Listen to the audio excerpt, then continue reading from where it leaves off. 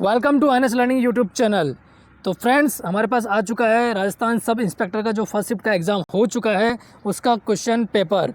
तो आइए देख लेते हैं किस प्रकार का प्रश्न पूछे गए थे, क्या क्या ऑप्शंस थे, कितना आपका सही होना चाहिए था। तो ये जो पहला पेपर था वो किसका था? हिंदी सब्जेक्ट का था, हिंदी का था ये। और 100 प्रश्न यहाँ पे पूछे गए हैं। 120 मिनट का यहाँ पे टाइम आपको मिला है, सफिशेंट टाइम था। और एक प्रश्न के जो मार्क्स हैं वो 2 मार्क्स हैं, तो टोटल जो पूर्णांक है वो 200 नंबर का है। मैक्सिमम मार्क्स जो होंगे 200 के होंगे। ठीक है, तो चलिए इसमें देख लेते हैं पेपर वन में जो कि किस प्रकार के प्रश्न आपको पूछे गए हैं। ऑफलाइन एग्ज़ाम था इसलिए हमारे पास पेपर आ चुका है इसका। तो पहला प्रश्न, जैसे इनमें क्रिया से बनी भाववाचक संज्ञा नहीं है, तो यहाँ पे 4 ऑप्शन दिए गए हैं, उसमें से आपको एक को टिक करना है जो इसका सही आंसर है। इसी प्रकार से दूसरा प्रश्न आप देख सकते हैं, गुणवाचक विश्लेषण से संबंधित वाक्य कौन कौन से हैं। किस वाक्य में संबंध सूचक अवयव का प्रयोग किया गया है। विस्मयात्मक बोधक संबंधों के कौन सा कथन सत्य है। तो इस प्रकार के यहाँ पे सारे प्रश्न पूछे गए हैं। तो एक बार हम लोग इसको देख लेते हैं कि किस प्रकार के यहाँ पे प्रश्न पूछे गए हैं।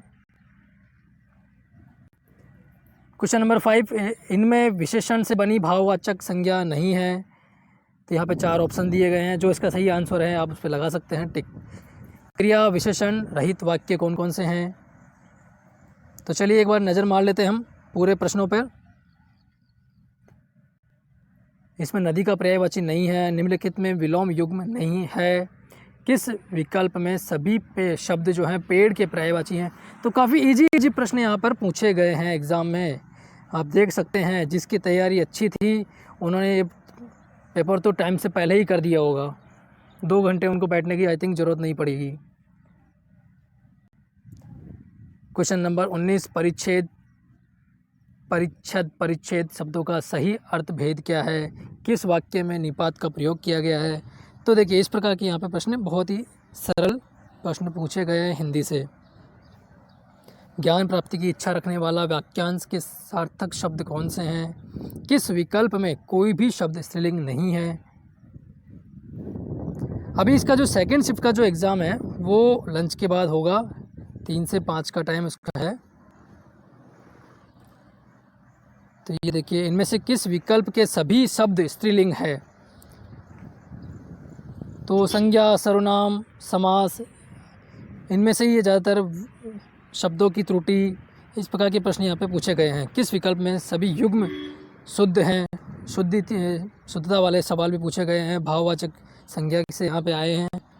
कौन सा कथन सत्य है, असत्य है, इस प्रकार के प्रश्न पूछे गए हैं। मैंने लड़के को पुस्तक पढ़ाई, उस वाक्य में प्रयुक्त क्रिया का भेद है। वर्तनी की दृष्टि से शुद्ध शब्द कौन सा है। इनमें विलोम शब्द युग्म नहीं है। ठीक है, तो आप यहाँ पे ये सारे देख सकते हैं कि किस प्रकार के यहाँ पे प्रश्न पूछे गए हैं।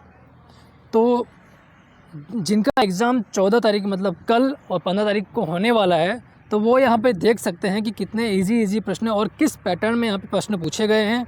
तो आप लोग वहाँ से इस तरह की तैयारी कीजिए कि आपको कल जो एग्ज़ाम आपका होगा, परसों जो एग्ज़ाम होगा 14 और 15 को, तो आपके लिए बहुत ही ईजी हो जाएगा कि कौन सा टॉपिक पे आपको ज़्यादा वेटेज देना है। ठीक है, मैं एक बार ये सारे प्रश्न आपको दिखा देता हूँ।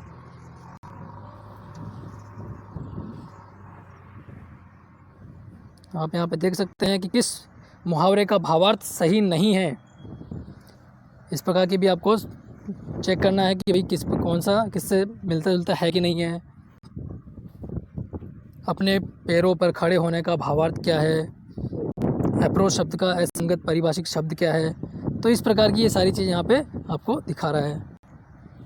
किस विकल्प में सुसंगत परिभाषित शब्द नहीं है। आग बगुला होने का भावार्थ क्या है। कौन सा शब्द संधि रहित है। इनमें से किस विकल्प में तत्पुरुष समास दिया गया है। तो काफ़ी इजी सवाल यहाँ पर पूछे गए हैं। तो अगर इस हिसाब से देखा जाए तो इसकी कट ऑफ जो है, अगर हिंदी वाले पेपर की हम बात करें तो काफ़ी अच्छी जानी चाहिए।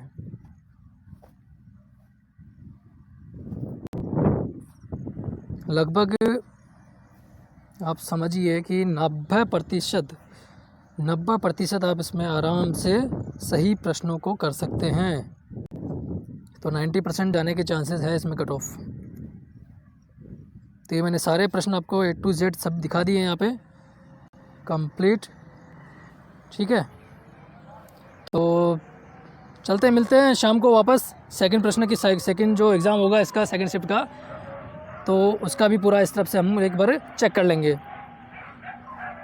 तो जो कल और परसों जिसका एग्ज़ाम होगा उसके लिए ये बहुत ही बेनिफिशियल हो जाएगा कि किस प्रकार से उनको तैयारी करनी है, क्या क्या चीज़ें उनको पढ़नी है। ठीक है, चलो okay, bye bye, thank you.